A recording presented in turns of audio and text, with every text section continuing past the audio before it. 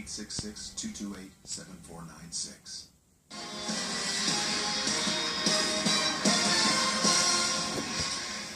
Democrats are hoping that Republican disarray over the Donald Trump campaign can help them recapture the U.S. Senate this fall. The current lineup has 54 Republicans, 44 Democrats, and 2 independents who caucus with the Democrats. That means Democrats need to gain at least 4 seats for control, 5 if Donald Trump wins. The red states where they are defending, there you see 24 Republicans defending seats. The dark blue represents 10 states where Democrats are the incumbents up for election.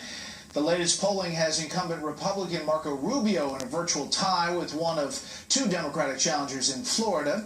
In Pennsylvania, incumbent Pat Toomey is essentially tied with challenger Katie McGinty. And in Ohio, incumbent Rob Portman, the Republican, is up by 9. Illinois is definitely in play as well. Republican Senator Mark Kirk could be in serious trouble against Democratic Congresswoman Tammy Duckworth. Correspondent Mike Tobin looks at that contest from Chicago tonight.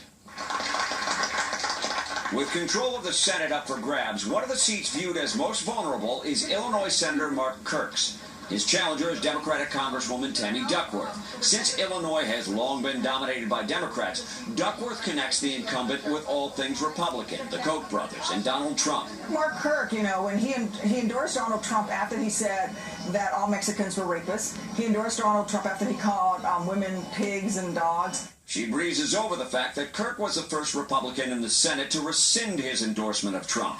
Kirk won't vote for former Secretary Clinton. He says she's, quote, too corrupt for the country now. Instead, he plans to write in another former Secretary of State's name, Colin Powell. Kirk is trying the very difficult task of keeping all the Republican votes, but somehow gaining the independent vote.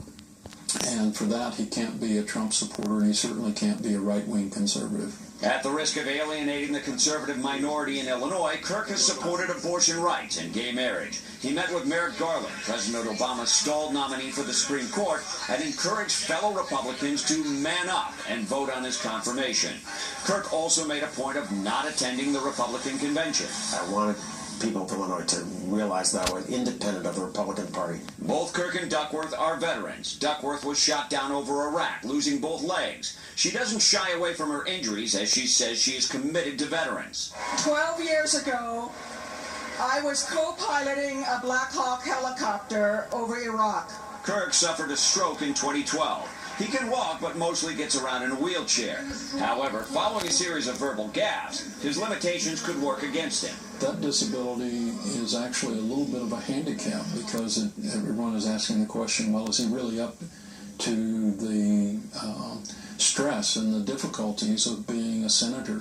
Duckworth is a little shy of having twice as much cash on hand as Kirk does. A lot of her money is coming from labor unions. Kirk's campaign manager says the National Republican Senatorial Committee is coming to their aid, as is the U.S. Chamber of Commerce. And at least one outside super PAC is spending hundreds of thousands of dollars to attack Duckworth's record on national security. Brett, back to you. Mike Tobin in Chicago. Mike, thanks. A major setback tonight for advocates of marijuana. The Obama administration